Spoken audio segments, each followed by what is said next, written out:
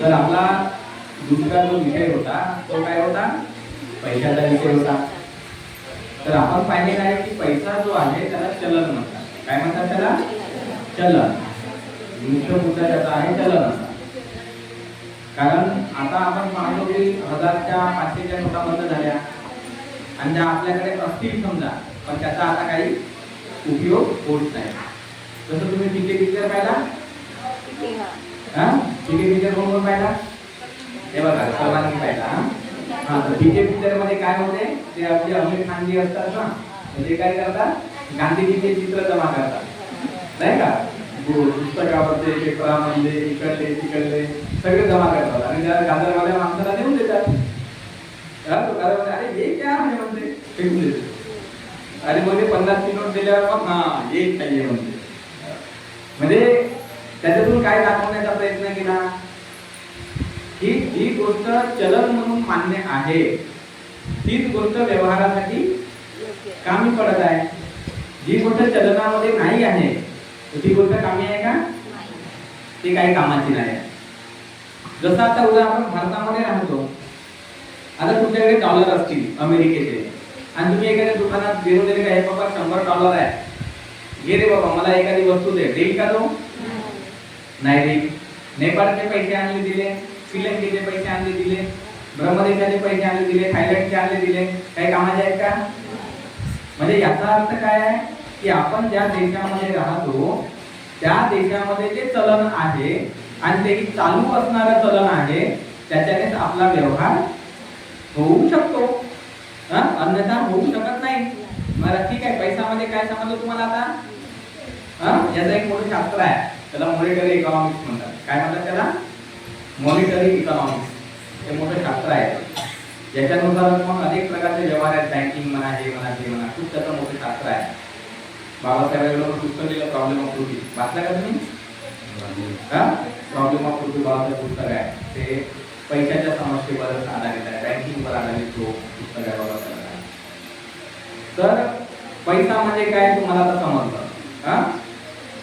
पैसा म्हणजे चलन आणि जे चलन आहे ते आपल्या फक्त देशापुरतं मर्यादित असते. जर आपल्याला श्रीलंकेमध्ये जायचं असेल तर भारतीय पैसा श्रीलंकेमध्ये कामी येत नाही. त्याच्यामुळे श्रीलंकेत जिथे एखाद्याचं ऑफिस असतं तिथे जाऊन तो पैसा जमा करावा लागतो, त्यांचा श्रीलंकन पैसा घ्यावा लागतो, नंतरच श्रीलंकेमध्ये आपण व्यवहार करू शकतो. आणि प्रत्येक पैशाचं एक अलग अलग मूल्य राहते.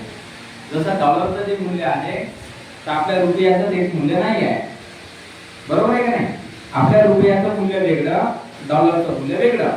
पेपरमध्ये तुम्ही पाहता ते डॉलर म्हणल्यावर त्याचे वेगळं मूल्य आहे आणि रुपये म्हणल्यावर त्याचं वेगळं मूल्य आहे. तर हे मूल्य निर्धारण जे आहे ते सुद्धा त्याच्यामध्ये असते आणि म्हणून त्या गोष्टी सुद्धा भान आपल्याला ठेवावं लागतं. तर अशा पद्धतीने पैसा हा विषय आपल्या चलनासाठी आहे, म्हणजे खरेदी विक्रीसाठी आहे, व्यवहार होण्यासाठी आहे. तर हे आता लक्षात राहील तुमच्या. हे पैसा कशासाठी आहे? मला पैसा पैसा पैसा त्याच्यानं काही नसते होत, त्याच्यानं काही नसते होत. जे चलनात आहे तो पैसा, जो चलनात नाही तो पैसाच नाही. तो काही नाही. लहान लहान मुलांचे खेळण्याचे पदार्थ मोठू मध्ये भेटत असते, ते काही कामाचे आहेत का? आहे पैसे, दिसायला पैसेच म्हणतो आपण त्याला, पण ते दुकानात दिल्यावर बघायचे ते का आपल्याला? तर मग पैसा म्हणजे चलन. ठीक आहे. तर आता ही बाब लक्षात ठेवायची आपण की पैसा म्हणजे चलन. आता हा जो काही विषय आहे तर हा दुसरा विषय आता हा झाला की आता हा जो काही पैसा आहे त्याचा अर्थ होते चलन, आणि हा जो काही चलन आहे तर हा चलन प्रामुख्याने कशासाठी कामी येतो? आपल्या गरजा पूर्ण करण्यासाठी. कशासाठी कामी येतो? आपल्या गरजा पूर्ण करण्यासाठी. आता महत्वाचा मुद्दा असा आहे की पूर्वीच्या दोन प्रणाली होत्या. हा थोडासा अर्थशास्त्रीय विषय आहे, थोडासा मी सोप्या पद्धतीने सांगण्याचा प्रयत्न करतो. पूर्वी दोन प्रणाली होत्या. एक होती कल्याणकारी अर्थव्यवस्था. कोणती अर्थव्यवस्था? कल्याणकारी अर्थव्यवस्था. तर कल्याणकारी अर्थव्यवस्थेमध्ये असं म्हणणं होतं त्यांचं की देशातील जे काही नागरिक आहेत तर त्या नागरिकांच्या गरजांचा विचार करून वस्तूंची निर्मिती केली पाहिजे आणि त्या वस्तूंचं वितरण केलं पाहिजे की जेणेकरून त्याचं कल्याण होईल. ही कल्याणकारी अर्थव्यवस्थेची एक प्रक्रिया होती जुन्या काळात.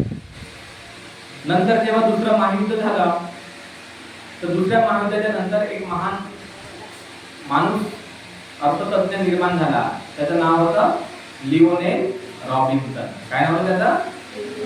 Lionel Robinson. तर लिओनेल रॉबिन्सनने काय केलं?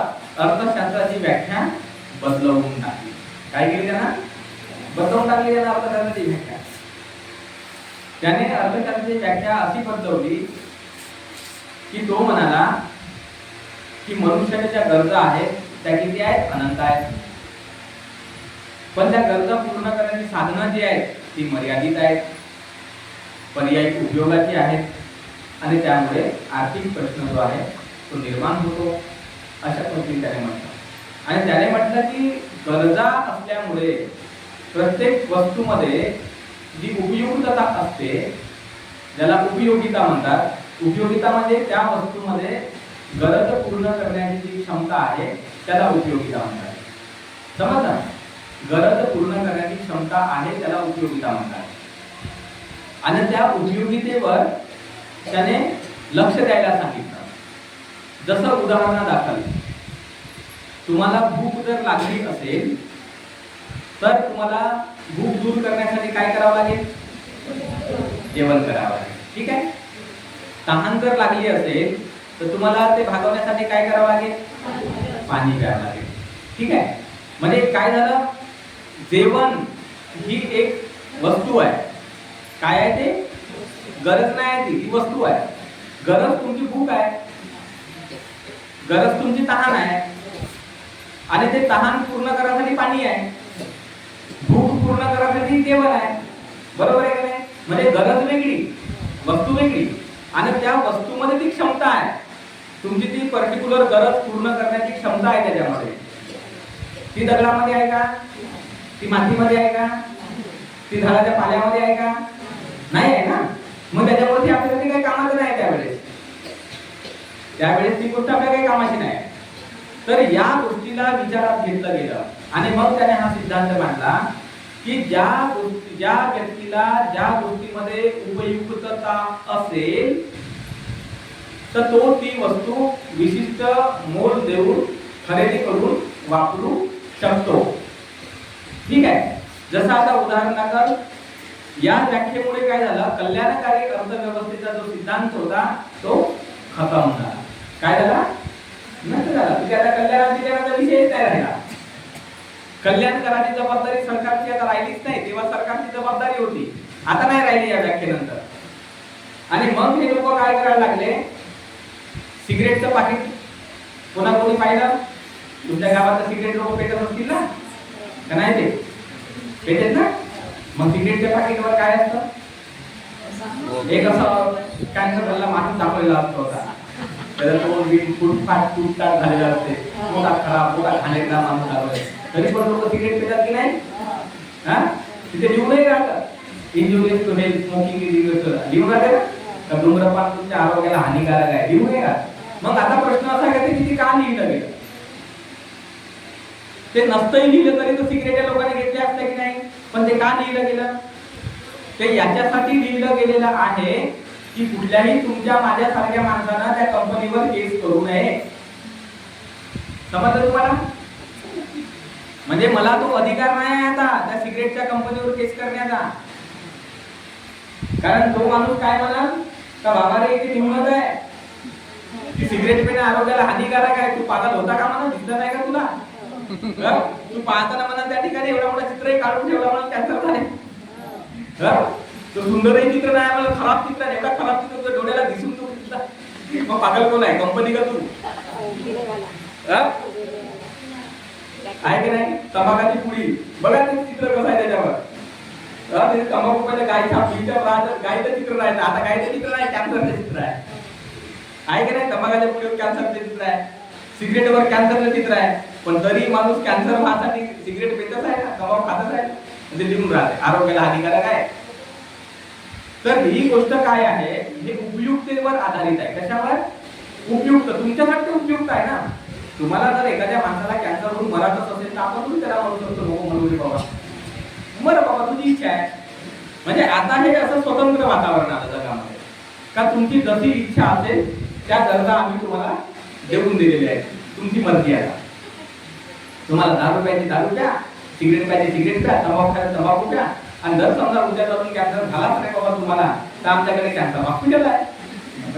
तिथे या, तिथे ऍडमिट करा, एका दिवसात 1 लाख रुपये खर्च करा. आम्हाला काही टेन्शन नाही. बिमार पडल्यावर आम्ही तुम्हाला सेवा देऊ, त्याचे पैसे घेऊ. आणि बिमार पाडण्यासाठी सेवा देऊ, त्याचे पैसे घेऊ. पैसे तर आम्ही घेतच राहू तुमच्याकडून. हा विषय आहे का नाही आता? तर म्हणून आपण हे जाणलं पाहिजे की उपयुक्तेवर आधारित आहे या गोष्टी. आणि आपण ठरवायचं आहे आता आपल्याला की तुम्ही म्हणता ना पैसा पैसा पैसा, पैशामुळे दुःख नाही आहे. पैशामुळे दुःख नाही आहे. कशामुळे आहे? उपयोगितेमुळे, या उपभोगामुळे दुःख आहे. कशामुळे दुःख आहे? उपयोगितेमुळे, उपभोगामुळे दुःख आहे. दुःख पैशामुळे नाही आहे, उपभोगामुळे दुःख आहे. तुम्हाला ती गरज पूर्ण झाली पाहिजे असं वाटत आहे, तुम्हाला ती इच्छा पूर्ण झाली पाहिजे असं वाटत आहे, आणि त्या तुमच्या वाटेण्यातच दुःख आहे. मग तुम्हाला वाटते की बापरे त्याच्यात इच्छा बहुत पूर्ण होत आहेत कारण त्याच्याकडे बहुत पैसे आहेत. मग आपल्याला वाटते पैशामुळे होत आहे. पैशामुळे नाही होत आहे. पैशाचं चलन आहे. चलन असल्यामुळे त्या चलनाने तो त्या इच्छा आकांक्षा पूर्ण करत राहतो. मग आपल्याला वाटते त्याच्या इच्छा आकांक्षा पूर्ण होत आहे, आपण इच्छा आकांक्षा पूर्ण करू शकत नाही आहोत म्हणून आपण दुःखी आहोत.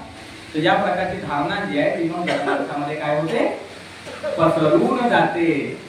आणि मग आपण म्हणतो का मी दुःखी आहे रे बाबा, मी दुःखी आहे रे बाबा, मग माझ्याकडे पैसे नाही रे बाबा, पैसे नाही रे बाबा. नाही असं होते की नाही? तुमच्या प्रत्येकाकडे पैसे आहे, तुम्ही काही दुःखी बिखी नाही. तुम्ही आता डोक्यामध्ये विचारच नका करू तुम्ही दुःखी आहे. तुमच्यासारखे सुखी कोणी नाही आहे जगामध्ये. फक्त मुद्दा असा आहे की तुम्हाला त्या पैशाचा उपयोग नाही करता येत. काय आहे? कोणता वाक्य वापरलो मी? मला उपयोग नाही करता येत, कारण तुम्हाला हे समजलेलंच नाही की पैसा नेमका आहे कशासाठी. म्हणजे हेच तुमचं अज्ञान सुरू आहे. तुम्ही खर्च तर रोजच करता नाही का, खर्च करता, पण तुम्हाला हे समजलेलं नाही का पैसा नेमका निर्माण झाला त्यासाठी, काय त्या पैशाचा उद्देश आहे निर्माण करण्यामागचा, हेच तर समजलेलं नाही तुम्हाला. तर मग काय करा तुम्ही, पैसा पैसा नाही करायचा काय. पण जेव्हा तुमच्या लक्षात येईल तर पैशाचा उपयोग नेमका काय आहे, कशासाठी तो निर्माण झालेला आहे, तर तुम्हाला अकल येईल ना मग का तुम्हाला तुमच्या पैशाची इज्जत तर कराल. पैशाची इज्जत कराल की नाही? मग तेव्हा पैशाला महत्व द्याल ना. बरोबर. आता पैशाला महत्व नाही आहे, कारण कशामुळे तुम्हाला समजलेलंच नाही का पैसा नेमका कशासाठी. उपयोग हा एकच शब्द लक्षात ठेवायचा, उपयोग. तुम्हाला जर पैशाचा उपयोग करता आला तर तुमच्यासारखा सुखी या जगामध्ये कोणीच नाही. जसं मी तुम्हाला एक उदाहरण देतो छोटंसं. एक जुना काळ होता, तर त्यावेळेस एक आपले, तुम्हाला कंटाळा बिंटाळा सांगा बरं, कारण मी कसं गोष्टी आहेत माझ्याकडे सांगण्यासारख्या, मी बोल सांगू शकतो. मग तुम्हाला येऊन जाईल कंटाळा, मग म्हणाल काय बाबा मला किती कंटाळा आला होता, आम्हाला घरी जायचं होतं, हे चालले आपले यायचं.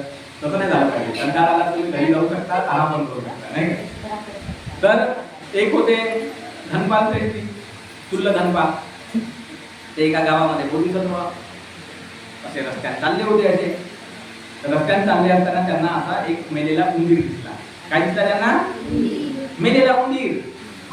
मरून पडला होता त्याने बिचारा. तर बोधिसत्वाने पाहिलं, अरे म्हणे बेटा उंदीर मेला. आता त्यांना जुन्या परंपरेनुसार नक्षत्राचं ज्ञान वगैरे काय त्यांना होतं. मग त्याने विचार केला असा थोड्या वेळ, आणि म्हणे हा या उंदराचा जर कोणी उपयोग जर करल ना म्हणे तर श्रीमंत बनते म्हणे माणूस. बघा विचार करा. तुम्ही म्हणता पैसे नाही, पैसे आहे तुमच्याकडे, खूप पैसे आहे, तुम्ही गरीबच नाही या, परंतु तुम्हाला त्याचा उपयोगच तर नाही करता येते का. तुम्हाला त्याचं रहस्यच नाही समजलेलं तर आम्ही काय करू. रहस्य नाही समजलं तुम्ही, कधी वाचलं नाही बाबासाहेबांचा प्रॉब्लेम होती, त्याच्यामुळे तुम्हाला रहस्य नाही समजला पैशाचा. बघा उंदीर मेला, काही कामाचा नाही तो, पण बोधिसत्वाने बोलले, चालले गेले. म्हातारा माणूस. एक पोरगा तरुण होता बाजूला ऐकत, त्या कानावर आज आमच्या वाराणसी मधला मोठा व्यक्ती आहे, मोठा श्रीमंत माणूस आहे, आणि तो असं म्हणला का उंदीराचा जर उपयोग कराल तर श्रीमंत बनाल. तर काहीतरी तर नाही, नक्कीच आहे म्हणे त्याच्या बोलण्यामध्ये म्हणे तथ्य. आता कसा बोलत म्हणे. मग त्या पोराने ऐकलं, त्याची सेफ्टी पकडली उंदराची, गेला फिरत. अरे कोणी उंदीर घेता का, उंदीर घेता का, उंदीर घेता का. अरे तो पडलेला काही कामाचा नाही, धामाचा नाही तो उंदीर. आला ना का मी घेता का म्हणे, घेता का म्हणे. एका घरी मागत होती. अरे हो माझ्या मागण्याचा आवश्यकच होता म्हणे. दे दे म्हणे उंदीर. अरे किती रुपये तुमच्या इच्छेत द्या म्हणे, ते द्यायचं ते. अरे त्याची किंमत नाही म्हणे, तुमच्या मतात द्या. त्यावेळेस अर्धा मासा वगैरे जो काही प्रकाराने चालाने हाताने 1 रुपया काय असेल तो दिला त्याला 1 रुपया. म्हणजे जो फेकलेला उंदीर होता 1 रुपया भेटला का नाही त्याला. त्याची काही किंमत होती का त्या फेकलेल्या उंदराची. 1 रुपया कमावला त्याला. आहे किती दिमाग आहे त्याच्या, कमवला 1 रुपया. बरं आता 1 रुपयावर थांबला नाही, नाही त्या चॉकलेट घेऊन खाल्ले असतं तर खतम झाला होता 1 रुपया. पण त्यानं लक्षात ठेवलं ना बोधिसत्वाचं वचन, की हा उंदीर जो कोणी उपयोगात आणल, श्रीमंत बनल, तर तो 1 रुपयात श्रीमंत बनते का माणूस. जास्त पैसे लागायला श्रीमंत बनायला. मग तो 1 रुपया त्याने तसाच ठेवला, खर्च नाही केला. मग त्याने विचार केला आता काय करावं काय करावं. आता माझ्याकडे 1 रुपया आला. म्हणजे त्याला वाटलं की जो उंदीर काही कामाचा नव्हता तोही मला 1 रुपया देऊ शकला, तर हा 1 रुपया मला आता 2 रुपये देऊ शकते.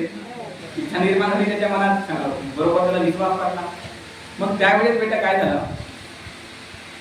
काही 1-2 दिवसात अशी हवातून आली. आणि हवातून येऊन बगीच्यामध्ये, राजाच्या बगीच्यामध्ये काट्या कुट्या तुटल्या पडल्या खाली. आणि काही लाकडं वगैरे नाही का ते फांद्या बिंद्या तुटल्या खाली पडल्या. खाली पडल्यावर मग तो जो माणूस होता तो शोधत होता इकडे तिकडे, की अरे म्हणे माझा बगीचा कोण साफ करून देईल, बगीचा कोण साफ करून देईल. हा होताच बरोबर वाटत साफ तिथे. तर म्हणे बगीचा साफ करायचा आहे का, तर हो म्हणे मी करून देतो म्हणे, पण माझी एक अट आहे. तर म्हणे कोणती अट आहे, तर हे जे काही पडलेले आहे फांद्या बिंद्या काही, तर ते म्हणे मला द्यायला. हा तर तो म्हणला ठीक आहे ना, आता याचं मी काय करणार, तुला लागलं तू घेऊन जा. मग यानं दिमाग लावला, आता या सगळ्या फांद्या माझ्या, काळ्या पुढे माझ्या. त्याने लहान लहान करून खेळत होते, ते त्यांच्याकडे गेला आणि त्याला म्हणे चला रे म्हणे आपण थोडंसं बगीचा साफ करून टाकू म्हणे. त्याने बरोबर त्याच्या काही गोड्या बिड्या घेऊन टाकल्या 1 रुपयाचा, 4-5 काय ज्या भेटल्या तर द्या. आणि ते तुम्हाला हे बघा म्हणे आपल्याकडे गोड्या आहे, साफ झाल्याबरोबर तुम्हाला घेऊन देतो म्हणे. आता पोरं काही लहान लहान खेळणारे होते, ते म्हणे चला ठीक आहे. त्याने बरोबर बगीचा साफ करून दिला. याला त्या 1 रुपयाचा खर्च करून त्या गोड्या बिड्या वाटून दिल्या. त्याच्याकडे आता एक नवीन मटेरियल आलं, काळ्या गुड्यावाला. मग त्याने काळ्या बिड्या जमा केल्या, त्याला बरोबर तोडताड केलं, त्याची मुड्या बनवल्या आणि मुड्या बनवून विकून टाकल्या. आता त्याचे 1 रुपयाने जास्त झाले पैसे. म्हणजे 1 रुपयाचे ते चॉकलेट पाहिजे, चॉकलेट मुळे त्याला किती पैसे कमवले. आणि मग असं कमवून त्याच्याकडे अजून जास्त पैसे आले काळ्या विकल्यावर. आणि त्या काळ्या विकल्यात पैसे आल्यावर मग त्याने अजून दिमाग लावला का आता काय करता येईल या पैशाचं. मग त्याने काय केलं, एक माठभर पाणी घेतलं आणि गुळ होता तो गुळ घेतला, त्या पाण्यामध्ये टाकला. आणि जिथे ज्या ठिकाणी लोक हे करत होते, म्हणजे गवत आणणारे किंवा मुळ्या आणणारे जे लोक होते, त्या जंगलाच्या तिथे जाऊन आपला बसला. आणि बसल्याच्या नंतर त्याने काय केलं, त्यांना थांबवायचा. तो म्हणायचा अरे तुम्ही बहुत थकून भागून आले, एवढ्या दुरून तुम्ही गवत आणता, एवढ्या दुरून तुम्ही काड्या आणता, हे घ्या एक म्हणजे ग्लास पाणी प्या. आणि असं म्हणून त्याने पाणी पाजलं त्यांना, त्या लोकांना सेवा केली त्यांची. आणि सेवा केल्यावर ते म्हटले की अरे आम्ही तुला काय देऊ का, तरी नाही काय देऊ बिऊ नका, हे तुम्ही चालू द्या असं, नंतर मग जेव्हा मला वाटेल तेव्हा मग बघू. आणि मग त्याने काय घेतलं नाही. आणि मग तो असं त्यांना पाणी पाजायचं. आता असं 2-3 दिवस पाणी पाजलं, पण आता कोण नाही कोणी माणसं चांगले राहतात. ते म्हटले की अरे हा पोरगा 3 दिवसापासून आपल्याला पाणी पाजत आहे, तर असं कसं आपल्याला चांगलं नाही वाटत. आणि म्हणून ते लोक काय म्हटले की ते लोक म्हटले नाही म्हटले काही हरकत नाही. मग ते 1-1, 2-2 काड्या ज्या आहे त्याला देऊ लागले. आणि असं काड्या देता त्याच्याकडे बराच दिग्ग जमा होऊन गेला काड्यांचा. मग काही त्याने विकल्यावर अजून त्याने जास्त गुळ घेतला, जास्त पाणी घेतलं, अजून तो वाटू लागला. मग गवत वगैरे आहे, ते गवत त्याने लोकांनी दिलं त्याला. तर गेले बाबा मोठं गवत घेतलं, गवत भरपूर गवत जमा झालं. आणि मग त्याने म्हटलं की म्हणे एक काम करा म्हणे, की आता माझ्याकडे जे गवत जमा झालं, तर माझी एकच विनंती आहे म्हणे तुम्हाला, की की माझं गवत विकल्याशिवाय तुम्ही तुमचं गवत विकू नका. त्याने तसा शब्द घेऊन घेतला त्यांच्याकडून. मग ते लोक म्हणले काही हरकत नाही, म्हणजे याच्याकडे गवत आहेच, एवढूचं गवत आहे, कधी खपून जाईल, आमचं तर गवत कोणी घेणारे घेतीलच. आणि मग त्यानं गवत विकण्यास हे केलं. त्याच वेळेस त्या दरम्यानच्या काळामध्ये तिथे एक व्यापारी आला, घोडेवाला. घोडे घेऊन काय आले, मारे गवत कुठे आहे, कोणाच्याच घरी गवत नाही भेटलं, कारण यांना तेवढं तर विकू नका. मग याच्याकडे गेले, हा म्हणला माझ्या घरी गवत आहे, ते तुम्ही गवत घ्या. ते गवत विकल्यामुळे परत त्याच्याकडे थोडेसे पैसे जास्त जमा झाले. म्हणजे बघा बरं, उंदराची कमाल, जास्त पैसे जमा झाले. मग त्याला वाटलं की आता काम जमलं. मग त्यांना म्हटलं का तुम्ही तुमचं गवत विका, काय विकायचं विका. मग याच्याकडे थोडे जास्त पैसे आले. मग जास्त पैसे आल्यावर त्यांना एक मित्र होता, तो त्यावेळेस कसं ज्याला आपण गंगा, वाराणसीला गंगा नदी वगैरे आहे, तर पाण्याच्या प्रवासामध्ये करणार जहाजवाले वगैरे, सामान आणणारे लोक राहतात ना, व्यापारी लोक, तर त्यांना मित्र बनवला त्यानं. तिथे जायचा, भेटायचा, मैत्री, चांगली मैत्री केली. आणि मैत्री केल्यावर त्याला म्हटलं का कोणी जर व्यापारी येत असतील तर तू बाबा आम्हाला सांग. मग त्याने सांगितलं का हो म्हणे व्यापारी येणार आहे काही सामान घेऊन. मग याने काय केलं, जसंही माहीत झालं तिथे एक तंबू ठोकला असा मस्तपैकी, आणि बिलकुल अंगठी बिंगठी घालून असं मस्त चांगले कपडे बिगडे लावून मस्तपैकी तिथे ऐश आरामात बसला. आणि त्याच्या मित्राला सांगितलं आल्याबरोबर इकडे माझ्याकडे घेऊन म्हणे त्यांना, आणि बोलणी करू म्हणे आपण. मग त्याला आणल्या त्याला मुद्रा दिली ती, जेव्हा जुन्याचा काळ होता ते आपण काय म्हणतो टोकन अमाऊंट नाही का, तर टोकन अमाऊंट सारखं त्यांनी दिलं. त्या लोकांनी तुमचा माल आहे बाबा तो मी खरेदी केला. बाकीचे लोक म्हटले वाराणसीतले, अरे बाबा हे नाही म्हणजे तो जो व्यापारी बसलेला त्या व्यापाऱ्याने सगळा माल आमचा खरेदी केला, मला आम्ही काही देत नाही. मग ते लोक म्हणले नाही आम्हाला माल पाहिजे, यानं काही खरेदी केलाही नव्हता, फक्त शब्द दिला होता. मग त्या लोकांच्या व्यापाऱ्याकडून त्याने 500 व्यापाऱ्यांकडून काही 100 मुद्रा म्हणा किंवा जे असेल ते खरेदी घेतल्या. इकडल्या 500 व्यापाऱ्याकडून 100 घेतल्या. किती झाला तो श्रीमंत, इकडून नाही घेतले, त्याच्याकडे भरपूर पैसे जमा होऊन आणि जमा झाल्यानंतर मग तेवढेही त्याने पैसे घेतले. आणि त्याला वाटलं का माझा गुरु आहे तो श्रेष्ठी माणूस, त्याच्यामुळे मला मी म्हणजे हजारपती झालो, 1000 रुपये माझ्याकडे आज आले, तर त्याच्यामुळे आले. म्हणजे किती 500 यांच्याकडून 500 त्यांच्याकडून, म्हणजे 1000 रुपये झाले की नाही त्याला. आणि तो म्हणे सगळे ते पैसे घेऊन मग आपल्या बोधिसत्वाकडे, आणि बोधिसत्वाला म्हणे की हे तुम्ही अर्धा जो अमाऊंट आहे तो तुम्ही ठेवा आणि अर्धा अमाऊंट मला. तर बोधिसत्व म्हणले अरे तू मला पैसे कशाला देत आहे बाबा. तर नाही म्हणे तुम्ही म्हणलं होतं म्हणे जो उंदीर विकल तो श्रीमंत बनल, तर मी तो उंदीर विकला म्हणे, आता माझ्याकडे एवढे मोठे पैसे आले म्हणे, अर्धे तुमचे म्हणे, कारण तुम्ही म्हणल्यामुळे शक्य झालं म्हणे, बाकीची मेहनत तर मी केली म्हणे. तर बोधिसत्वाला वाटलं काय तरुण हुशार आहे हा. आणि मग बोधिसत्वाने म्हटलं की अरे चांगला माणूस आहे म्हणे. मग ते एवढं मोठं राज्य वाराणसीचा तो श्रेष्ठी होता, श्रीमंत माणूस होता, त्याची एकूण एक मुलगी होती. मग त्याने म्हटलं तू माझ्या मुलीसोबत लग्न कर, तू हा सगळा व्यापार सांभाळ आणि तू आता इथेच राह. बघा बरं, साध्या उंदरामुळे तो कसा झाला. आणि तुम्ही गरीब आहात म्हणता, तुम्ही काही गरीब वगैरे नाही आहे, तुमचा दिमाग गरीब आहे. कोण गरीब आहे, दिमाग गरीब आहे. अरे 10 रुपयाचा खर्रा खायला तुमच्याकडे 10 रुपये आहे, दिवसाचे 4 खर्रे खाता तुम्ही, 40 रुपये झाले. महिन्याचे किती झाले, मला गणित येत नाही तेवढं जास्त, नाही गणित नाही मला, गणितात थोडा तर 40 रुपये समजा एका दिवसाचे झाले, तर 30 दिवसाचे किती झाले, जवळपास तुमचे 1200 रुपये गेले त्या खर्यात. आणि तुम्ही म्हणता गरीब आहो, काही गरीब गिरीब नाही तुम्ही,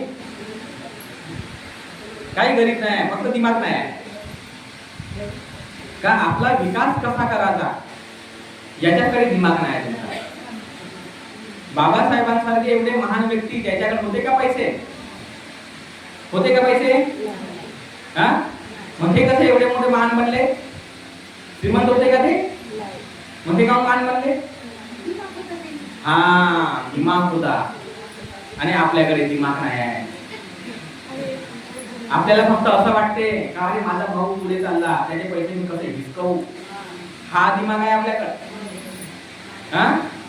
त्याची शेती आहे बाबा, मी भऱ्याची जागा आहे, त्याच्यासोबत झगडा कसा करू मी, हा दिमाग आहे आपल्याकडे.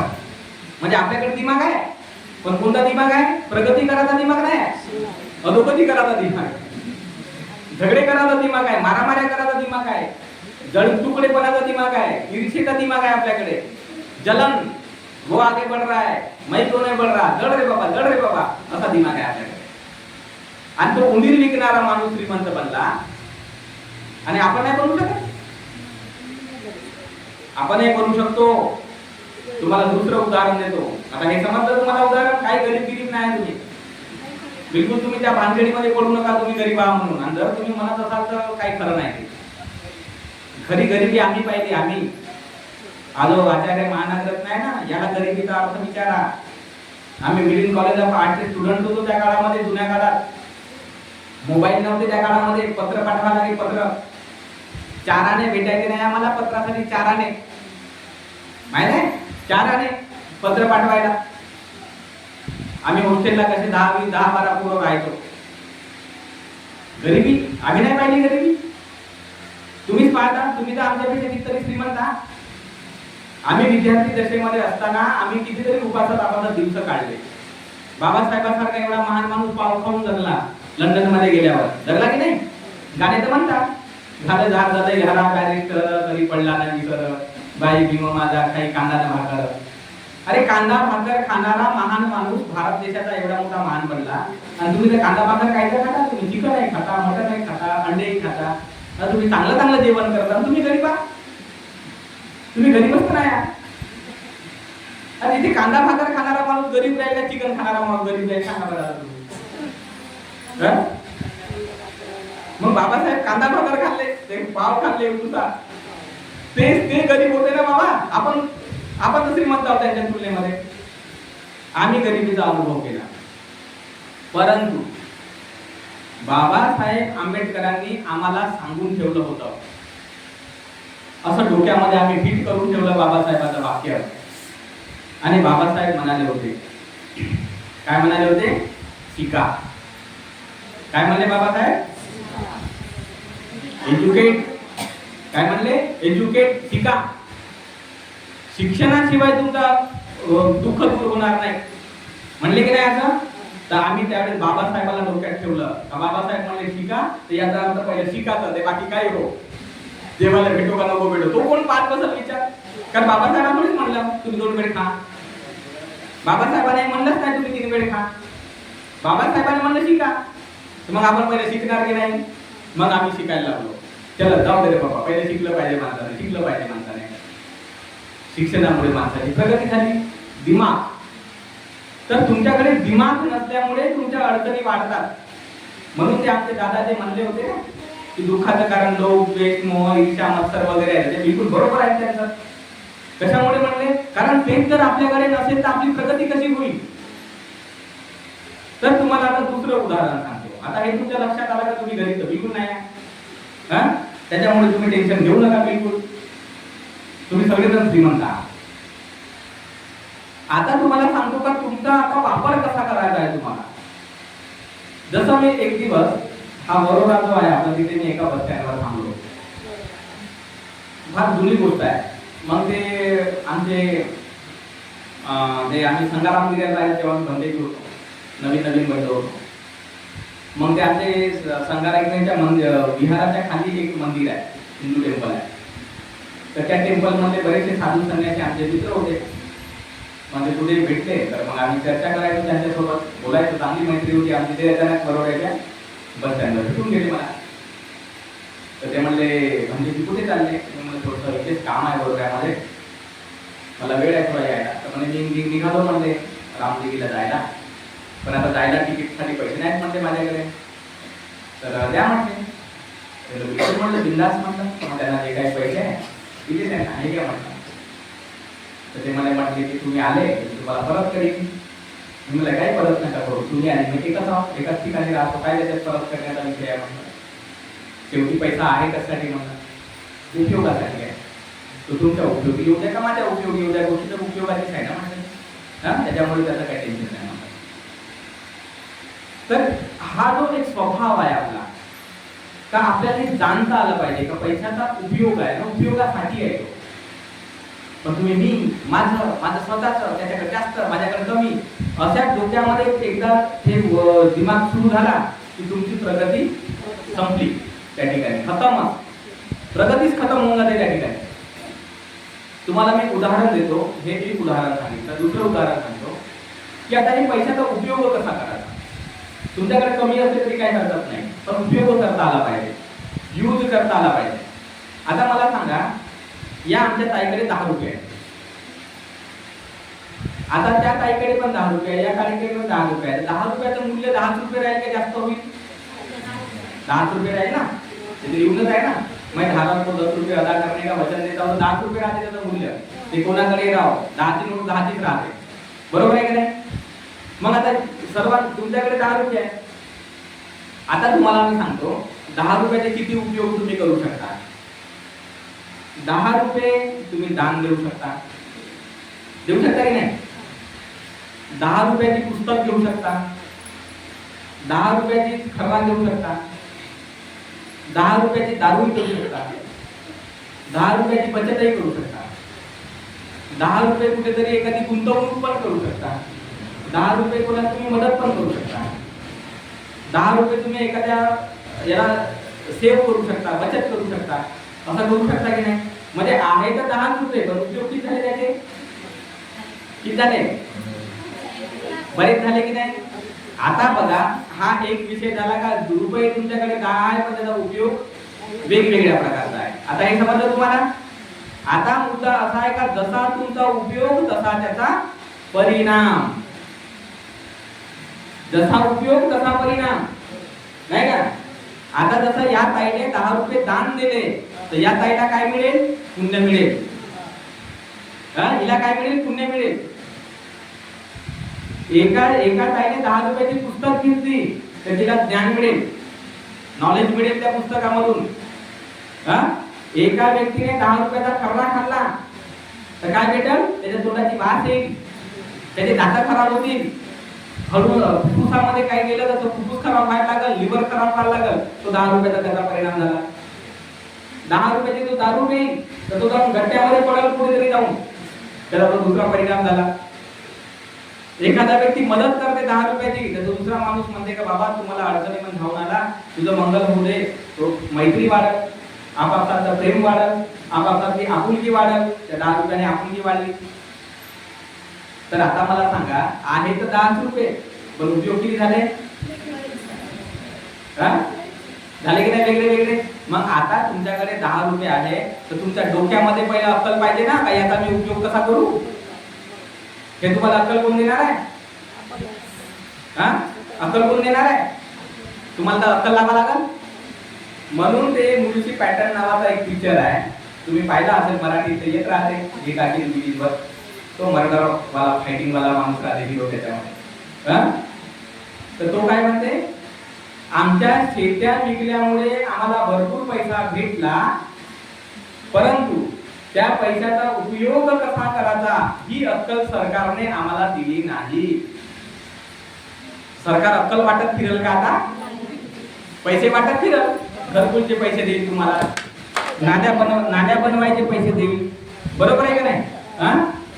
नाल्या बनवायचे पैसे देईल, किंवा बाकी अजून जे काही आहे तुमच्या काही छोट्या मोठ्या इच्छा, बैल घ्यासाठी पैसे देईल सरकार, शेतामध्ये विहीर खोदासाठी पैसे देईल, बांधकामासाठी पैसे देईल. सरकार तुम्हाला मदत करत आहे की करायची ते, तुम्ही असं काऊन म्हणत आहात सरकार तुम्हाला मदत नाही करत आहे. रस्ते बांधण्यासाठी सरकार मदत करत आहे तुम्हाला. हर तऱ्हेने सरकारला जसं जसं शक्य होत आहे तसं तसं तुमच्यापर्यंत मदत पोहोचत आहे. सरकारची काय गलती आहे. मग आता सरकारने मला अक्कल द्यायला पाहिजे, म्हणजे एकीकडे पैसे दिले अक्कल दोन्ही गोष्टी तसं कसं करणार. तर ही गोष्ट लक्षात घेतली पाहिजे. आपण आपली परिस्थिती बदलू शकत नाही, कारण आपल्याकडे ती परिस्थिती बदलण्याची अक्कल नाही.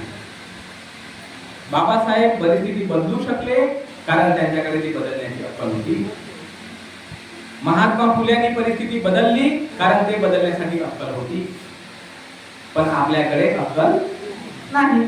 मग आपल्याकडे अक्कल एकच आहे, का दिसले पैसे का पे दारू, दिसले पैसे का इकडे फिर तिकडे फिर, हे कर ते कर, म्हणजे पैसे कमवायचे ना खर्च करायचे, कमवायचे ना खर्च करायचे, कमवायचे ना खर्च करायचे, याची आपल्याकडे अक्कल आहे. पण त्या पैशाचा उपयोग बाबा आपण आपल्या भल्यासाठी कसा करू शकतो, आपल्या कल्याणासाठी कसा करू शकतो, त्याला इंटेलिजन्सली कसा वापरू शकतो आपण, त्याचा कसा वापर केल्याने आपली जास्ती उन्नती होऊ शकते, याचा विचार आपण करतो का 5-10 मिनिटासाठी तरी? हा करतो 5-10 मिनिट बसून, नवरा बायको चांगलं बसून आपलं चिंतन करत करतो का आता आपल्याकडे एवढे पैसे आले बाबा, काय करावं लागेल आता आपल्याला उन्नतीसाठी? हे नाही आपण करणार. पण एवढे पैसे आल्यावर मी कोणती अंती करू, मी कोणतं नाकातलं करू, मी कोणतं खात्यातलं करू, हे अक्कल आपल्याकडे बहुत आहे. नाही, हे अक्कल आहे आपल्याकडे. म्हणजे आपली उन्नती कशी करायची ती अक्कल नाही आहे, पण खर्च कसा करायचा तेच अक्कल आपल्याला मागे लागूनच आहे. आणि त्याच्यामुळे मग काय होते, ते असलेले तुमचे पैसे नष्ट होऊन जातात, खतम होऊन जातात. आणि मग परत तुम्हाला काबाड कष्ट करावं लागते, परत तुम्हाला मेहनत करावं लागते, परत पैसे कमवावे लागतात, परत पैसे कमवले का परत तुम्ही अशा प्रकारे गमवत राहता. आता लक्षात आलं तुमच्या? तुम्ही गरीब आहात का? बिलकुल गरीब नाही आहे तुम्ही, तुमच्या विचाराने गरीब आहात. दुसरं उदाहरण सांगतो त्याला एक झालं, कारण मोठी समस्या आहे ना पैसा. तुम्हीच तर म्हणल्या पैशाने दुःखी आहो बाबा, तर त्याच्यामुळे मुक्तीचा मार्ग तर सांगा लागेल. आम्ही आलो त्यासाठी का तुमचं दुःखातून मुक्तीचा मार्ग सांगायचा. दुसरं उदाहरण सांगतो आता, हे एक उदाहरण झालं. दुसरं उदाहरण, एकदा काय झालं, आमचे बोधिसत्व शेतकरी होते. काय होते? शेतकरी. तुमच्यासारखे तुम्ही शेतकरी आहे, तसे ते शेतकरी. मग एकदा शेती करायला गेले. मग ते नांगरणी करता करता असं त्या जमिनीमध्ये कोणीतरी त्यांच्या बापदाद्यांनी काही पैसे काढून ठेवले असतील, मोहरा वगैरे, धन म्हणतात त्या धन जमिनीमध्ये होतं काढून जुन्या काळातलं त्यांचं. तर ते मग लागलं असं. लागल्यावर मग ते बाहेर आलं. बोधिसत्वाने पाहिलं, अरे बेटा पैसे आहे. मग ते जाऊन थोडी बाजूला केली. त्यांना असा मोठा भांडा दिसला असा 2-4. त्यांच्या बापदाद्याची संपत्ती असं जुन्या काळामध्ये काही बँक वगैरे काही होती नाही, ते जमिनीतच काढून ठेवायचे. त्यांची वडिलोपार्जित शेती होती ती, म्हणजे बापदाद्यापासून चालत शेती होती. त्यांच्या जुन्या पण आता तर त्यांची परिस्थिती खराब होती. तेवढे काही श्रीमंत नव्हते, जुन्या काळात असतील. मग आता त्यांनी विचार केला, अरे एवढे तर पैसे आहेत, कसं करावं. नेमकं पण शकत नव्हते ते तेवढं उचलून, तेवढी ताकदही नव्हती त्यांच्याकडे एवढं मोठं न्यासाठी. मग त्याने विचार केला की आता काय करावं. मग त्याने बरोबर ते माती बिती अशी हे करून ठेवून दिली, टाकून बैलांना तिथे बांधून दिलं, चारा बिरा टाकून दिला, नांगर एका बाजूला ठेवला, जे काही जेवण व्यवस्थित दोरी बनवते तो त्याने खाऊन घेतली. आणि मग घरी गेले. घरी गेले पत्नीला सांगितलं का म्हणे आपल्या शेतीमध्ये जे वडिलोपार्जित धन होतं ते भेटलेलं आहे आपल्याला, त्याला आणावं लागेल. तर त्यांची पत्नी मोठी हुशार होती. ती म्हटली की तेवढं मोठं धन तर आपल्याला आणणं शक्य नाही का, कसं आणू आपण तेवढं मोठं. तर ती म्हणली एक काम करू आपण, जेवढं आपल्याला आणता येईल तेवढंच आपण आणू, आणि बाकीचं नाही का तिथेच काढून ठेवू. तर तो म्हणला हे तर बरोबर आहे. आणि मग त्यांनी तसं. तर भगवान बुद्धाने उपदेश करताना म्हटलं की तुम्ही जो काही पैसा कमवता, जे काही तुम्ही धन कमवता, त्याचे 4 हिस्से केले पाहिजे. किती हिस्से केले पाहिजे? 4. लक्षात ठेवा, काही गरीब नाही राहत आहे आपल्याला. बाबासाहेबांनी सांगलं नाही आपल्याला गरीब राहायचं, भगवान बुद्धाने नाही सांगलं गरीब राहायचं. ठीक आहे की नाही? आपण त्याच्यावर राहतो. 4 हिस्से करायचे पैशाचे. मग एक हिस्सा जो आहे तो आपला उपभोगांवर खर्च करायचा. कशावर खर्च करायचा? उपभोगांवर. उपभोगांवर म्हणजे जसं उदाहरण तुम्हाला सांगतो, उपभोग या शब्दाचा अर्थ काय होतो. जसं तुम्ही दूध आणलं, 1 लिटर समजा दूध आणलं, तर 1 लिटर दूध 50 रुपयाचं समजा भेटते किंवा 60 रुपयाचं भेटत असेल.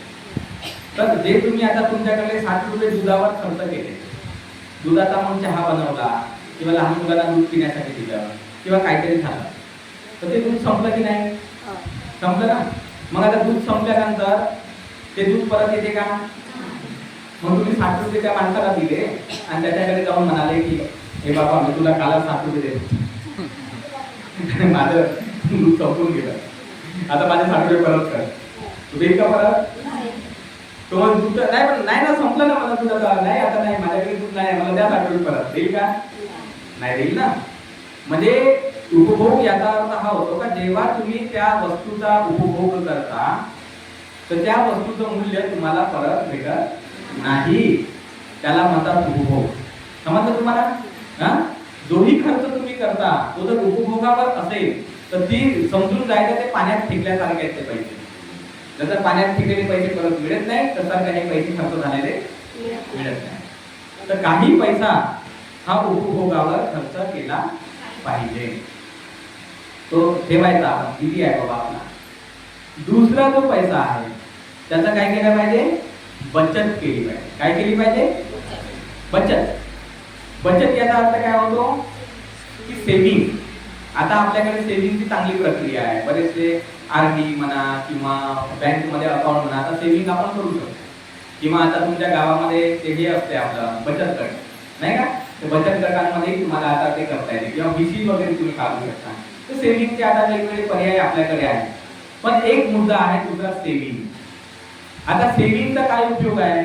तर सेव्हिंग याचा अर्थ हा होतो की उद्या चालून तुम्हाला कोणती वेळेवर काम पडला, जसं आता एखाद्या गावाला जात आहे किंवा तुम्ही आजारीच पडून गेले किंवा कोणाचं लग्नच आहे, बरोबर आहे की नाही? तर अशा कोणत्याही परिस्थितीमध्ये तुम्हाला ते सेव्हिंगचे पैसे काय येतील? कामी येतील ना. तुम्ही कर्जबाजारी नाही बनणार.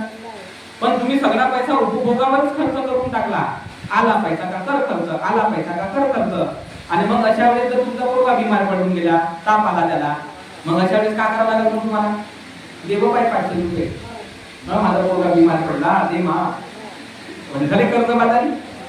हा, आणि कोणाचं लग्न आलं, लग्नाला जात आहे दुसऱ्या गावाला, दे बाय 1000 रुपये, प्रेझेंट पण घ्यायचं आहे आणि जाणं येण्याचा पण खर्च आहे.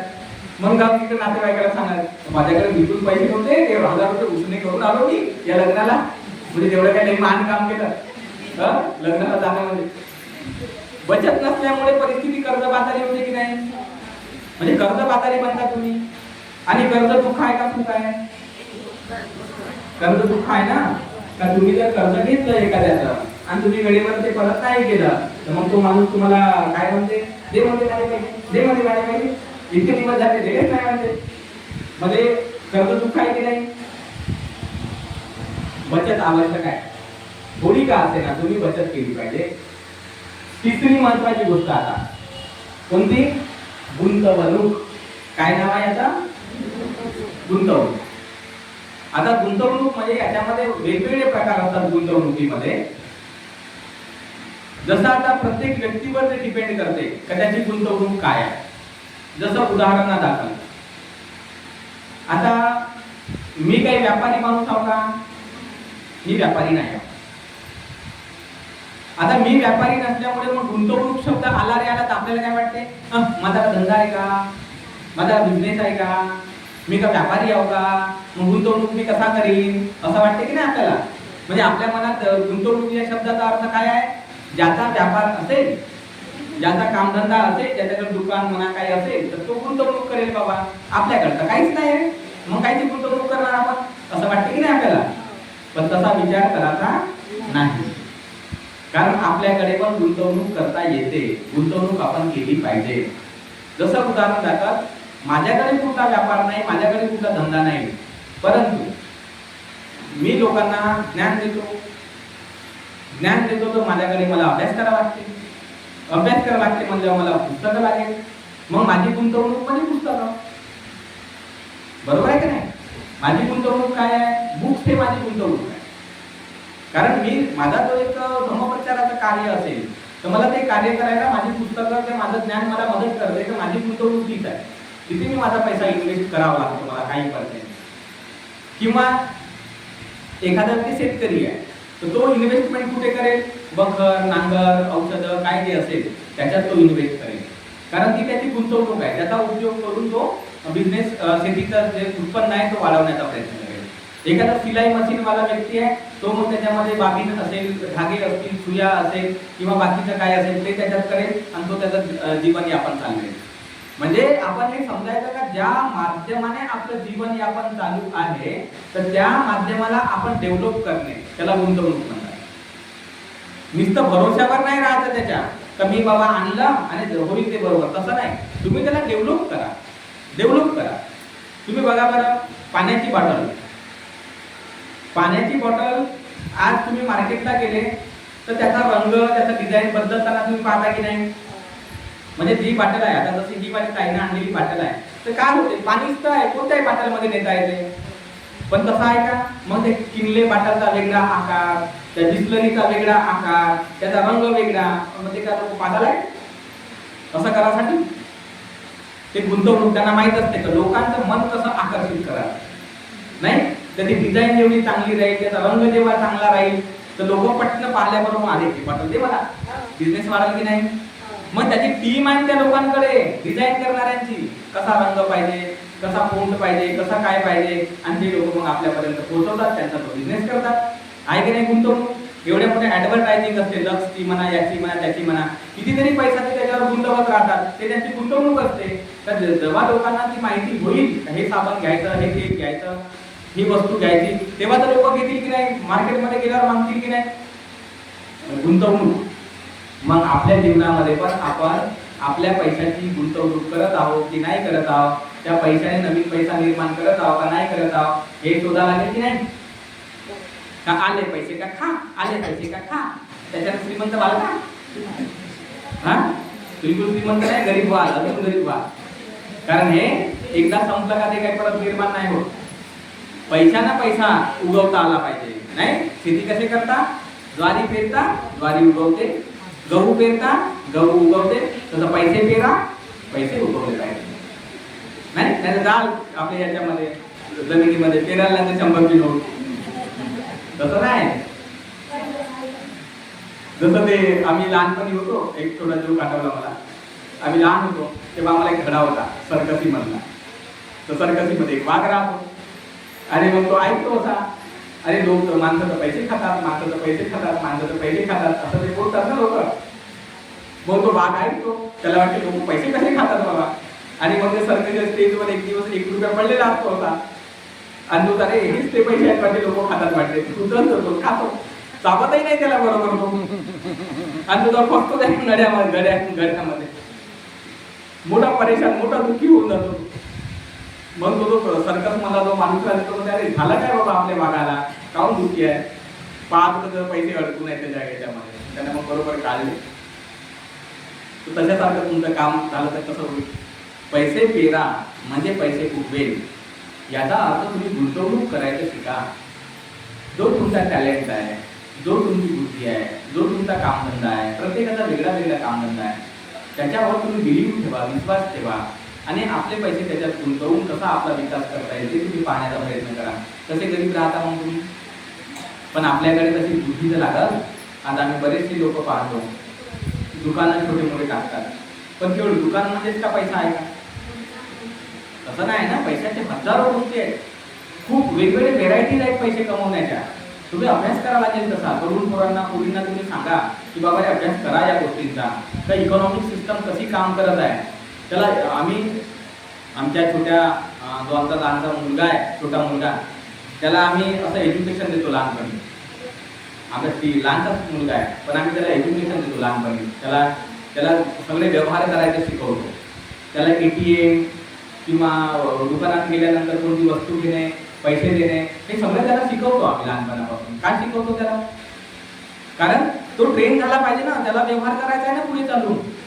हा, तर आपल्या समज आपल्या मुलांना वळण द्यावं लागेल आपल्याला का बाबा पैशाचा व्यवहार कसा करायचा आहे आणि हे पैसे येतात कुठून, हे कसे येतात. आपल्या मुलाबाळांना या गोष्टी जेव्हा आपण शिकवतो तेव्हा ते त्याच्यात गुंतवणूक करायला शिकतील, तर पैशाने पैसा उभा करणं शिकतील. याच्यासारखं त्या उंदराच्या गोष्टीसारखं गुंतवणूक. आणि चौथी गोष्ट कोणती? पुण्य. कोणती चौथी गोष्ट? पुण्य. कोणतं पुण्य? दान पुण्य. कोणतं पुण्य? दान पुण्य. तुम्हाला दान पुण्य करावं लागतं. थोडासा पैसा तुमचा पुण्य कर्म करासाठी ठेवा. नाही का? कोणते पंडित आले, आचार्य आले किंवा बुद्धविहाराचं बांधकाम असेल किंवा कोणतंही असं पुण्य करायची जेव्हा वेळ येते तर आपल्या प्रत्येकाला असं वाटलं पाहिजे की मी हे दान माझं देईल थोडंसं, नाही म्हणजे दान पुण्य आवश्यक आहे. कारण जेवढं तुमचं दान पुण्य वाढते तर तेव्हा तुमच्या जीवनामध्ये ह्या तीनही गोष्टी सुरक्षित राहतात. तीनही गोष्टी सुरक्षित राहतात त्या एकाच गोष्टीमुळे. या तिघामुळे दान पुण्य सुरक्षित राहतात. दान पुण्यामुळे तीन गोष्टी सुरक्षित राहतात. कारण ते पुण्य आहे ना, आणि पुण्य असल्यामुळे तुमचा स्वभाव वगैरे चांगला बनतो आणि त्या पुण्यामुळे मग तुम्हाला हे सगळ्या गोष्टी समजायला लागतात. तर पैशाची जी विभागणी आहे तर 4 प्रकारे करायची. ठीक आहे. तो एक थोडासा पैसा उपभोगावर खर्च करायचा, काही पैशाची बचत करायची, काही पैशाची गुंतवणूक करायची आणि काही पैसे आपण पुण्य कर्म करण्यासाठी ठेवायचे आणि त्याचा पुण्य करायचा. तुम्ही या 4 प्रकारचा पैशाचा विनिमय करायला लागले तर तुम्ही 100 रुपये जरी तुमच्या जीवनामध्ये कमवत असाल तरी तुम्ही चांगले करू शकता, चांगलं जीवन जगू शकता.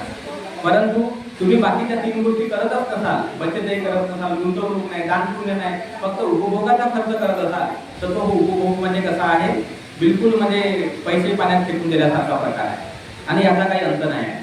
भगवान बुद्धाने काय म्हटलं की या उपभोगाचा काही अंत नाही. भगवान बुद्धाने गाथा म्हटली, न कहापन वस्ते न किती कामे सुविद्यती अपसादा दुखा कामा इति विन्याय पंडितो. म्हणजे भगवान बुद्धाने काय सांगितलं की आकाशामधून स्वर्णमुद्रांचा पाऊस जरी पडला तरी माणसाच्या इच्छा तृप्त होत नाही. कारण उपभोग चालतच राहतात, उपभोग चालतच राहतात. एक गरीब माणूस आहे, तो सध्या 200 रुपयाचा शर्ट वापरते, थोडेसे पैसे आल्यावर 500 रुपयाचा वापरते, थोडेसे पैसे आल्यावर 1000 रुपयाचा वापरते, थोडेसे पैसे आल्यावर 2000 रुपयाचा वापरते की नाही. त्याच्या उपभोगाचा काही अंत आहे का? आज आम्ही ऐकतो, आम्हाला काही माहित नाही खरी खोटी गोष्ट, पण युट्यूबवर वगैरे कधी कधी व्हिडिओ मध्ये येतात की नीता अंबानी, जी अंबानीची बायको आहे, तर नीता अंबानी म्हणे की 4 लाख रुपयाचा चहा आहे, 4 लाख रुपयाचा चहा, चहाचा आहे 4 लाख रुपये. म्हणजे उपभोगावर किती खर्च आहे. म्हणजे आपण विचार करतो की जसजसा आपला स्टेटस वाढवण्याचा प्रयत्न होतो आपण उपभोगावर खर्च करतो आणि बाकीच्या 3 गोष्टींकडे दुर्लक्ष करतो. आणि मग अशा सिच्युएशन मध्ये एखाद्या वेळेस काय अडचण निर्माण झाली, बिझनेस बुडला म्हणा, शेतीमध्ये पिकलंच नाही म्हणा किंवा दुष्काळच पडला म्हणा, अशी कोणतीही अडचण निर्माण झाली का मग तुम्ही जे होते त्याच्या खाली येता पटणार आहे. कारण तुम्ही बाकीच्या 3 गोष्टी केल्याच नाही तर तुम्हाला वाटतं का उपभोग उपभोग उपभोग आणि मग जे रस्ता बसते एखाद्या वेळेस जशान जसे गरीब न जशान जसे दरिद्री करून नका. मग काय अर्थ आहे? काही अर्थ नाही या गोष्टीला. आपला प्रवास हा स्टेप बाय स्टेप कसा गेला पाहिजे, वर गेला पाहिजे, खाली नाही आला पाहिजे. आपली परिस्थिती गरिबीपासून श्रीमंतीकडे गेली पाहिजे. भगवान बुद्धाने काय म्हटलं, अंधाराकडून उजेडाकडे जा, तर उजेडाकडून अंधारात या. म्हणजे पहिले उजेडात राहायचं नंतर अंधारात या, तसं नाही झालं पाहिजे. आपलं अंधारात जाऊ आपण, अंधारातून उजेडाकडे क्रमाक्रमाने प्रगतीकडे जायचं. मग प्रगती करायसाठी लागल अक्कल, लागल दिमाग, आणि तो दिमाग आपल्या प्रत्येकाकडे असला तर आपण त्याचा बरोबर उपयोग करू शकतो आणि तो तुमच्याकडे आहे. जर समजा व्यक्तिगत पातळीवर काही होऊ शकत नसेल तर तुम्ही सामुदायिक पातळीवर करू शकता. बरोबर आहे की नाही? तर चला बाबा आपल्याला काही सुचत नाही पण बाकीच्यांना सुचत असेल तर सहकाराची योजना आहे, त्या योजनेच्या अनुषंगाने आपण आपला आर्थिक विकास करू शकतो, तिथे गुंतवणूक करू शकतो, तिथे काय करू शकतो. आता तुम्ही एवढ्या मोठा तुमचा खेडा आहे, वाशी गाव आहे, कोरा आहे, काय आहे, तर तुम्ही कोणते बिझनेस उभे नाही केले, तुम्हाला बिझनेस उभे नाही करताय, तुम्ही अजून ठेव्या दाव्यामध्येच राहता, तुम्ही विचारच करत नाही का बिझनेस नाही करू शकत. तुमच्या महिलांसारखे तर बिझनेसमॅन कोणी नाही त्याच्या पाठीवर. आणि आपल्या भारतातल्या महिला तर सगळ्यात जास्त बुद्धिमान महिला आहेत. त्यांना पापड बनवता येतात, त्यांना वड्या बनवता येतात, त्यांना अजून काय काय पदार्थ बनवता येतात. आता आमच्या नागपूरमध्ये आम्ही पाहतो ना, एक चौकच आहे, मांडे मटण चौक, नाही का? आता आम्ही ताईसोबत बोलताना बोलतो.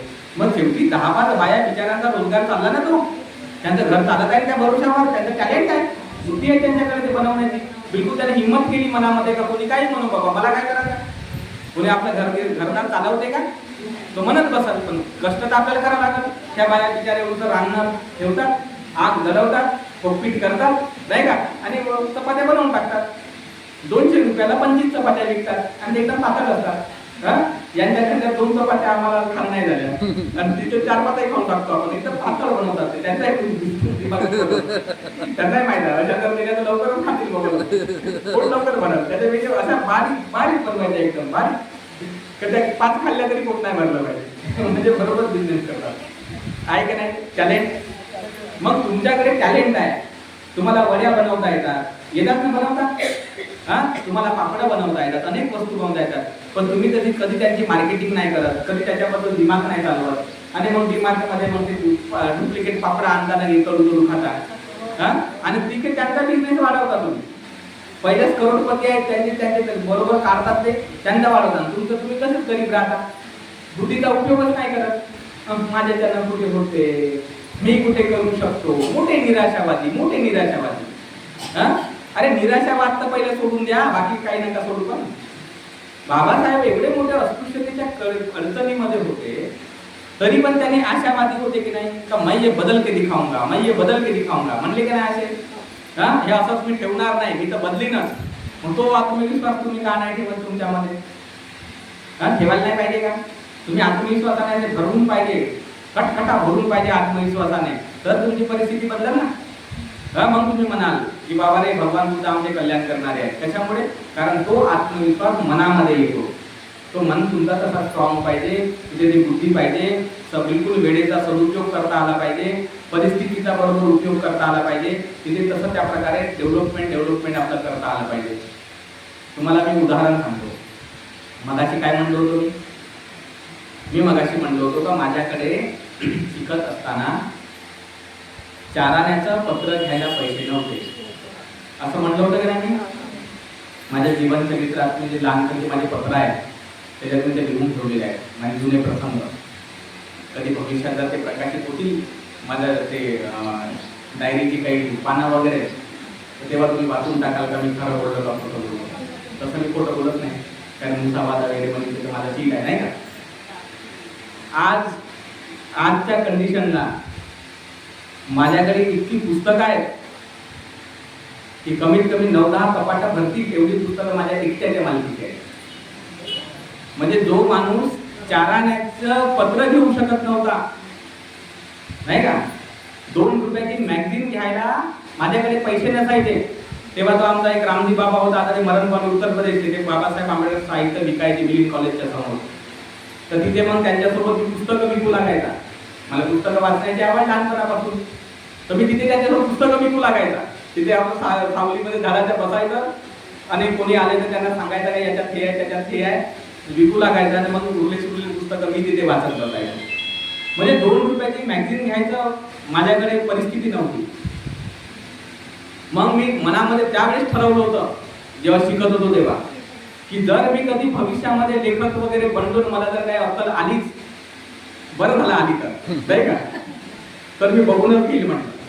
2009ला मी माझं प्रकाशन सुरू केलं, धम्मचैत्य सूत्र संदेश, आणि 1 ते 1.5 लाख लोकांपर्यंत माझी मोफत पुस्तकं वाटली. कशामुळे वाटली? कारण मी म्हटलं माझ्या खेड्यापाड्यातल्या जनता, पोरं बारा माणसं यांच्याकडे 2 रुपये राहत नाहीत पुस्तक घ्यायला, आणि तिथं ज्ञानी बनले पाहिजे की नाही. प्रत्येकाला ज्ञानी बनण्याचा अधिकार आहे बाबासाहेबांनी दिलेला. मग माझी पुस्तकं मी आजही मोफत वाटतो लोकांना. काही पुस्तकांच्या किमती आहेत कारण आता लोक देऊ शकतात पैसे, पण त्यावेळेस गरीब परिस्थितीचे लोक देऊ नाही शकायचे पैसे, तर त्यावेळेस माझी पुस्तकं मी फ्री द्यायचो. आणि आजही माझी बरीचशी पुस्तकं मी बऱ्याच कार्यक्रमांमध्ये इकडे तिकडे मी मोफत वाटतो. जे देतात त्यांच्याकडून पैसे घेतो. कोणी जर म्हटलं का माझ्याकडे नाही आहे तर अर्ध्या किमतीला देऊन देतो, फुकट आहे. कारण आमच्याकडे तो विषय नाही आहे पैसे कमवण्याचा, आमच्याकडे विषय आहे बाबासाहेबांचा विचार पोहोचवण्याचा. कारण विचार पोहोचल तर बुद्धी चांगली बनत, बुद्धी चांगली बनली का तुमची परिस्थिती तुम्ही दुरुस्त कराल. माझं काय काम पडत? तुमची परिस्थिती तुम्हाला दुरुस्त करता येते. आज मी अनेकांना सांगतो की आज आम्ही एका ठिकाणी गेलो तर आमचा लहानचा अक्षर होता, 2 वर्षाचा होता, तो 2 आणि 3 वर्षाचा, नवीन तो शिकला होता त्यावेळेस, म्हणजे बोलायचा. तर त्याला स्पेसमध्ये थोडासा इंटरेस्ट वाटायचा, ते ग्रह बिरह काय. मग आम्ही एका ठिकाणी गेलो, मग तो मला पप्पा हे वाली मला पाहिजे पुस्तक. त्यावेळेस त्याला पुस्तक घेऊन दिली. बरीच चांगली पुस्तक होती, 2 म्हणजे जवळपास 1800-1700 रुपयापर्यंत त्याला मी घेऊन दिली चित्र पाहण्यासाठी. मग एक दुसरी मुलगी होती, ते पण छोटी, तिला एक पुस्तक पाहिजे होती. तर यांना घेतली लहानच्याला, तर ते त्या मुलीला वाटतं का मलाही पाहिजे, मलाही पाहिजे, मम्मी पप्पाच्या मागे टाकायचे. तर ते नाही नाही हे महाग आहे, हे मी घेऊन देत नाही.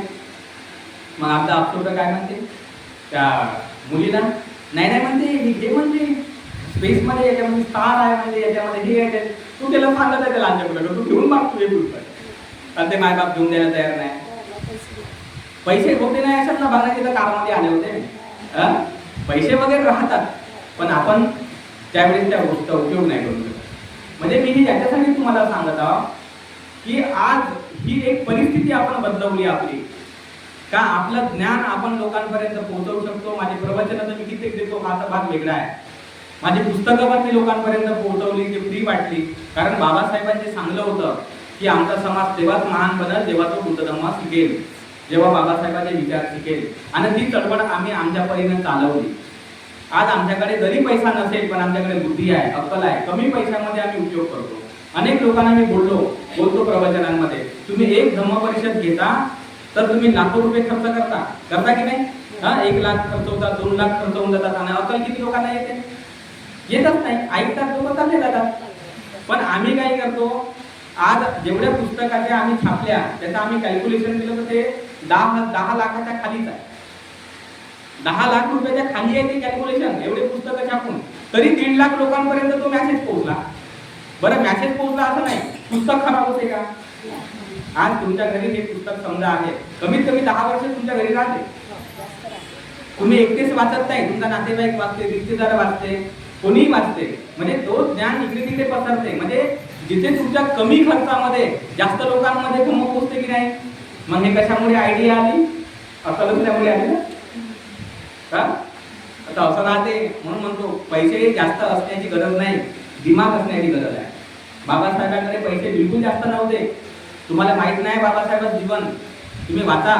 बाबासाहेबांची भाषणं ऐकायला तिकीट ठेवली जायची. तिकीट, पैसेच नव्हते बाबासाहेबांकडे, कुठून आणायला पैसे चळवळ चालवायला. मग कार्यकर्ते म्हणायचे की बाबासाहेब येणार आहेत बाबा, दर्शन घेणार आहे, ज्याला जसं जमेल तसं मग ते हे करायचं. मग 1-1 आणा, 2-2 आणे जमा करायचे पैसे लोकांकडून, आणि त्याच्यानं चळवळी करायचे. अशा गरिबीत जर बाबासाहेबांनी चळवळी केल्या तरी आज आपण एवढे चांगले म्हणतो का बाबासाहेब का टाटा बिर्ला सारखे श्रीमंत होते का? पण फक्त दिमाग होता त्यांच्याकडे का कसा उपयोग करायचा आहे. बरोबर आहे का नाही? बाबासाहेबांची परिस्थिती किती बिकट होती, पण तरी त्यांच्याकडे 50,000 पेक्षा जास्त पुस्तकं होती की नाही? दिल्लीला असताना राजगृह एवढं घर बांधलं बाबासाहेबांनी पुस्तकासाठी, बांधले की नाही? मग हे कोणते बाबासाहेब होते, त्यांच्याकडे पैसे नव्हते, पण तरी ते महान बनले, स्वतः बनले, हजारो लोकांना, लाखो लोकांना महान बनवलं. आणि आपण स्वतःचं जीवन नाही महान बनवू शकत का? तरी म्हणतात गरीबाव गरीबाव, काही गरीब नाही आहे, तुमचा दिमाग गरीब आहे. बरोबर आहे का नाही? आणि हा दिमाग काऊन गरीब आहे? कारण तुम्ही महान लोकांचे प्रवचन ऐकत नाही, महान लोकांच्या सानिध्यामध्ये जात नाही. ते काय विचार करतात, काय विचार करत नाही हे तुम्हाला शिकण्याची तयारी दाखवत नाही. तुम्हाला असं वाटते का जाऊ दे ना, आपल्याला काय करायचं आहे ना, माझ्याकडे दारू पिलेली परवडली, सिगरेट पिलेली परवडली. तुमचं उपभोगावर जास्त खर्च होतो, दिमाग लावण्यावर नाही होत. पण तेच जर तुम्ही दिमाग लावायचं शिकले तर तुमच्या प्रत्येक गावामध्ये काही ना काही व्यवस्था तुम्हाला उभी करता येते. आज मी तुम्हाला सांगतो, तुम्ही सामुदायिक शेती करण्याचं शिकले, तुमचा एक कारखाना तर तुमच्या जवळपासच्या परिसरात बनवू शकते, तर तुमच्या मुलांना रोजगार त्या ठिकाणी भेटू शकतो. पण तुम्ही विचारच करायला तयार नाही, परिस्थिती कशी बदलेल? परिस्थिती बदलवणं आपल्याच हातामध्ये आहे, निर्णय घेणं सुद्धा आपल्याच हातामध्ये आहे. पण त्या पद्धतीने शिकावं लागतं, एज्युकेट करावं लागतं स्वतःला. म्हणून बाबासाहेबांनी काय म्हटलं, तुम्ही शिक्षण घ्याल, बुद्धिमान बनाल तर तुमची परिस्थिती बदलवाल. मग तुम्ही आता शिका, बुद्धिमान बनण्यासाठी शिका. आज आमची बरीचशी पुस्तकं प्रकाशित होतात, तुम्ही वाचा, एक वाक्य वाचा. आता तुमच्यातले प्रत्येक जण 4थी तर शिकले असतील, कमीत कमी जास्त तर शिकले असतील, 4थी तर शिकले असतील. 4थी शिकलेमध्ये वाचता लिहिता येते. मग रिकाम तिकडे राहण्यापेक्षा त्या पानखिल्यावर इकडं तिकडं गप्पा करत एक पुस्तक वाचत बसायचं बाबासाहेबांचं. एवढं घराचं पुस्तक बाबासाहेबांचं एक वाचायचं, 2-2, 4-4 अक्षर वाचत नाही आले, अक्कल येईल. आणि ती अक्कल आल्यावर मग आपल्याला समजेल का आपलं जीवन कसं जगायचं आहे, परिस्थिती कशी बदलवायची आहे. तर मग आता समजलं तुम्हाला बाबासाहेबांनी सांगितलेली गोष्ट की तुम्ही गरीब नाही आहे, आणि त्या गरिबीचं बिलकुल दिमागामध्ये ठेवायचं नाही का तुम्ही गरीब वगैरे आहात. तुम्ही हे ठेवायचं का मी श्रीमंत आहो, कारण माझं मन श्रीमंत आहे आणि माझ्या मनाने मी काही करू शकतो. आणि आपली परिस्थिती मी बदलवू शकतो असा आत्मविश्वास आपल्यामध्ये ठेवायचा आणि आपली परिस्थिती आपण बदलवायची. तेव्हा तुम्ही आर्थिकदृष्ट्या सुद्धा सुखी बनाल, समृद्ध बनाल आणि चांगले बनाल. झालं आता उत्तर मिळतं तुम्हाला? हा? आणि राहिला प्रश्न गरिबीचा आणि पैशाचा, तर लक्षात ठेवायचं किती आले तरी कमीच आहे. असं कोणी काही मर्यादा ठरवत नाही. माझ्या आता मी एक पुस्तक लिहिलं त्याच्यामध्ये हे वाक्य लिहून ठेवलं. हे वाक्य त्या ठिकाणी त्या पुस्तकात लिहिलं की मनुष्याला मर्यादा ठरवता येत नाही. जसं एखाद्या लहान मुलाला चॉकलेटची मर्यादा ठरवता येत नाही का किती चॉकलेट मी खाल्ले पाहिजे, तो खातच राहतो. त्याचा दुष्परिणाम मला तरी चालते पण खातच राहतो. तसारखा आपला लोभ जो आहे तो असाच वाढत राहतो, त्याची मर्यादा नाही ठरवता येत. पण जेव्हा तुम्ही धर्म ऐकता, धर्माचं पालन करता, तेव्हा तुम्हाला मर्यादा समजते गोष्टींची. कमी किती गोष्टीचा उपभोग केला पाहिजे आणि नाही केला पाहिजे, मी कोणत्या गोष्टीचा कसा उपयोग केला पाहिजे, तेव्हा तुमची परिस्थिती बदलते. बरोबर आहे का नाही? तर त्याच्यामुळे आता टेन्शन घेत नाही बसायचं. आपल्याकडे असणाऱ्या गोष्टींचा सदुपयोग करायचा, चांगला उपयोग करायचा. मुलांना पण त्या प्रकारचं एज्युकेशन द्यायचं का त्याला सुद्धा गोष्टींचा चांगला उपयोग करता आला पाहिजे. तर या पद्धतीने आपली परिस्थिती बदलू शकते आणि भौतिक पातळीवर तुम्ही सुखी बनू शकता. तर ठीक आहे, दुःखमुक्तीचा मार्ग आला. पैशाचा विषय संपला. आता तुम्ही दुःखी आहोत म्हणायचं नाही पैशाने. तर ते जे मार्ग आहे ते आपण निवडायचे आणि आपण आपली परिस्थिती दुरुस्त करायची. नाही जर जमलं मार्गदर्शन घ्या. बरोबर आहे का नाही? आपल्याला नाही समजत मार्गदर्शन घ्यायचं. तसं आपल्या मुलांना आपण शिकवू नाही शकत, ते शाळेत पाठवतो की नाही त्यांना. तससारखं आपल्याला काही गोष्टी नाही समजत तर चांगले लोक जगात होत आहेत, त्यांना जाऊन भेटायचं का बाबा अशी माझी अडचण आहे, समस्या आहे, काय मी मार्ग काढू, कसं मी मार्ग काढू, त्याच्यातून 2 गोष्टी शिकून घ्यायच्या. तसा मार्ग काढायचा, जीवन सुखी बनवायचं. बरोबर आहे की नाही? तर अशा पद्धतीने हा जो काही विषय आहे तो आपण लक्षात घेतला की तुम्ही दुःखी आहात वेगवेगळ्या कारणाने, तर त्याची कारणं आपण समजून घेतली थोडक्यामध्ये आणि त्याच्यानुसार आपण या ठिकाणी मार्गदर्शन केलेलं आहे. बरोबर आहे? तर आता या ठिकाणी आपण थांबूया, थोड्या वेळाची या ठिकाणी विश्रांती घेऊया आणि आता याच्यानंतर हा जो काही आपला सांगण्याचा जो होता विषय, चर्चा करण्याचा, तो आपण थांबवून टाकू या ठिकाणी आणि थोड्या वेळ मग आपण ध्यान वगैरे करू 15 मिनिटानंतर. ठीक आहे? जमला? अजून काय आहे शंका? नाही असं तर सांगून टाका. नंतर मग आपला ध्यानाचा थोडासा 1 तास आपल्याला त्याच्यात घालवायचा आहे. ठीक आहे? ती गोष्ट थोडीशी शिकायची आहे आपल्याला. तर आता जो काही तुमच्या प्रश्न होते त्याच्या अनुषंगाने आपण थोडंसं बोललो या ठिकाणी. तर ठीक आहे, या ठिकाणी आपण थांबूया आणि सर्वांप्रती या ठिकाणी थोडीशी मंगलकामना आहे. सर्वांचं कल्याण हो, सर्वांचं मंगल हो आणि आपण थोड्या वेळ या ठिकाणी विश्रांती घेऊ आणि विश्रांतीनंतर 15 मिनिटानंतर या ठिकाणी सर्वांना एकत्रितपणे यायचं आहे. मग आपण थोडंसं मेडिटेशनच्या संदर्भाने, ध्यानाच्या संबंधाने आपण प्रॅक्टिस करूया. ठीक आहे? धन्यवाद सर्वांना.